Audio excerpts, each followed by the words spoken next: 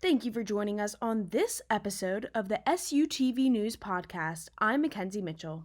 Tonight, we will recap the conference call between President Trump and the major sports league commissioners, and we will have the latest in entertainment news.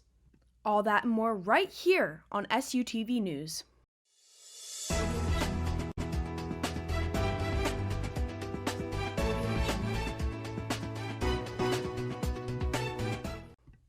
Former England soccer captain Wayne Rooney speaks out to his government and the English Premier League for what he believes is the wronging of proposed pay cuts.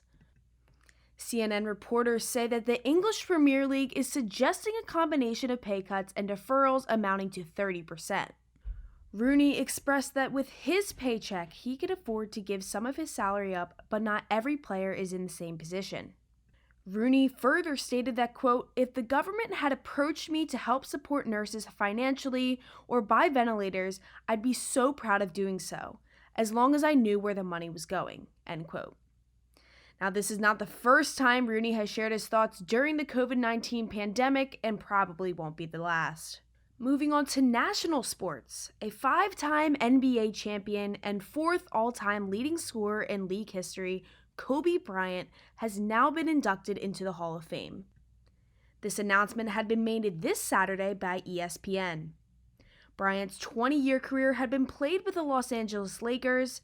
Bryant has also achieved 2 Olympic gold medals in his lifetime. The Black Mamba may physically be gone, but the mentality will last forever. Moving on to football, President Donald Trump says he believes the NFL season should start on time in September. Nolan Hoffman has more. According to ESPN's Adam Schefter, Donald Trump, who was involved in a conference call with all major sports commissioners on Saturday, said he believes the NFL season should start on time in September. Within the report, Trump also told league commissioners that he hopes to have fans back in arenas and stadiums by August and September, but it's obviously unclear if that could be a realistic timeline amid the pandemic of COVID-19. With SUTV News, I'm Nolan Hoffman. Let's send it back over to Mackenzie Mitchell. Continuing in football, the Philadelphia Eagles will delay their 3rd annual Eagles Autism Challenge and 5K. Executive Director of the Eagles Autism Foundation said, quote, "While we were all looking forward to an exciting and transformational day on May 16th, the safety and well-being of our community, event participants, and staff comes first," end quote. A tentative scheduled date has not yet been posted, but we will keep you updated as such time goes on. In Shippensburg athletics, the 2021 cheerleading tryouts have been postponed. The team and coaching staff, however, is still eager to know who wants to be a part of the program. The new tryout date or potentially virtual tryout will be announced as soon as possible. Stay up to date through social media and shipraiders.com.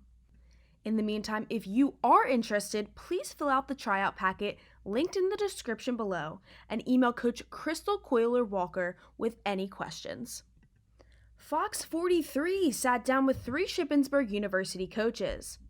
The head coach of women's lacrosse team, Nicole Meehan, the head coach of the men's track and field team, Dave Osenich, and head women's soccer coach, Rob Fulton, discussed their approach to their jobs during this pandemic.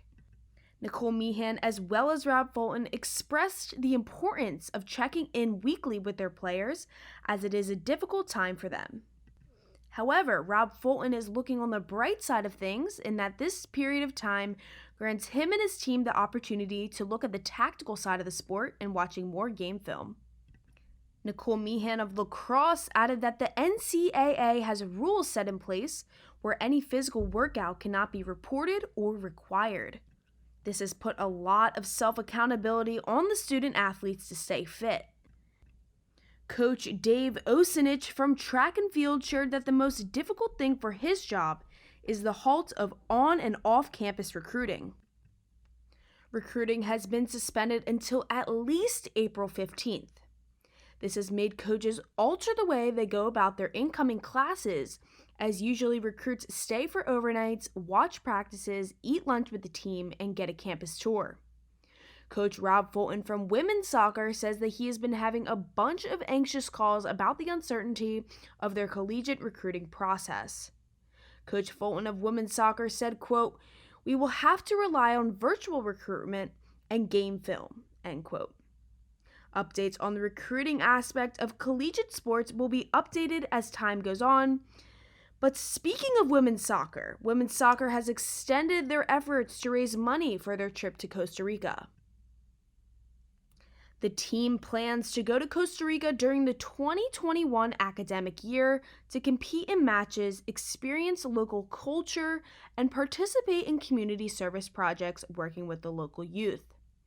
If you would like to donate, there is a link in the description. Continuing with fundraising, the SHIP men's soccer team is raising funds to buy GPS trackers for the team. These trackers will allow for cutting-edge technology to enhance the way the players train and prepare for upcoming seasons. If you would like to donate, the link is in the description below. That'll be it for This Week in Sports. I'm Mackenzie Mitchell. Let's send it over to Megan Talley with this week's weather. Well, all across the region, it looks like this week will be a little gloomy, but thankfully, our time with below freezing temps seem to be a thing of the past. Tonight, it looks like a storm is building up from the west to start hitting parts of Pennsylvania and Maryland around 8 o'clock tonight, and it'll cool down to 45 degrees. That storm should be out of here by 1 a.m. tomorrow, and it'll start to warm up to more spring-like temperatures with sun all around. And that looks to be the best day this week to get a nice walk outside. Unfortunately, that won't last very long as the clouds roll back in on Tuesday with a much larger storm system coming in. But the temperature stays the same in the high 60s and lows in the 50s. Those temps are staying pretty mild, but more rain will be coming in as well. Wednesday will be the warmest day of the week, heading the mid-70s before a cold front comes in on Thursday, dropping into the mid to high 50s Thursday and Friday, with lows in the high 30s and, you guessed it, more rain. Thankfully, by Saturday, the rain looks to be going away, and the temps start going back up to almost 60 with some looming clouds. So it'll be a good day to cook outside for your Easter Sunday feast. Now, as always, stay safe this week and make sure to enjoy some time to yourself, your family, and of course, keep up the Raider spirit. You got this. Now that's all for this week's weather. Let's send it off to Danielle Williams for this week's entertainment. Fans of Netflix Tiger King have something special to look forward to. One of the show's main characters, Jeff Lowe, let it slip that there will be one more episode of the popular docuseries added to Netflix. In a video addressed to Dodgers third baseman Justin Turner, Lowe said that a bonus episode of Tiger King will be added to Netflix and that they are about to start filming it. Turner then made sure to share the personal video to his Twitter page. Netflix has not yet made comment or confirmed Lowe's comment. Katy Perry and Orlando Bloom made a big announcement. In an Instagram post made by Perry, the singer-songwriter announced the gender of their baby that they are expecting together, and it's a girl. The picture Perry posted was of Bloom's face covered in pink shaving cream. Her caption was short, saying it's a girl with pink hearts at the beginning and end.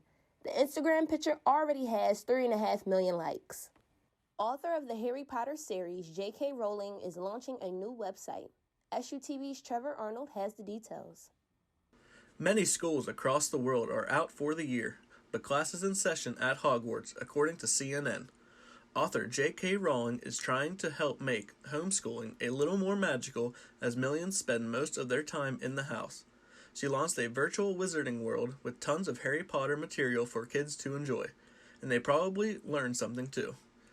Now, we aren't talking spells or pranks. The Harry Potter at-home hub features educational games, puzzles, and activities.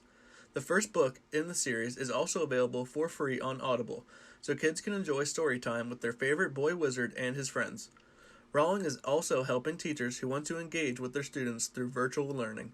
She relaxed copyright restrictions so educators can post videos of themselves reading from the Harry Potter series. From SUTV News Entertainment, I'm Trevor Arnold. HBO is using the hashtag StayHomeBoxOffice to help get the word out about their promotion. In addition to hit HBO shows such as Succession and Barry, HBO will also make numerous movies available to stream free. These movies include popular films like Pokemon, Detective Pikachu, and the Legos Movie 2, the second part. The promotion will last until the end of April. That's it for this week's entertainment. Let's send it over to Patrick Ramsdale with this week's trivia question. Last week, I asked what the distance of the disc golf course was. The correct answer was 2,506 feet. Unfortunately, nobody was able to get the answer correct. This week's question is when Shippensburg University was founded in 1871, it had a different name. What was its name? If you think you know, be the first to comment the right answer and you'll receive a shout out on the next podcast. That'll do it for this episode of the SUTV News Podcast. I'm Mackenzie Mitchell. Make sure you follow our social media pages for the latest in breaking news at SUTV News and check out our website at sutvnews.org. Stay safe, wash your hands, and we'll see you this Thursday for the next edition of the SUTV News Podcast.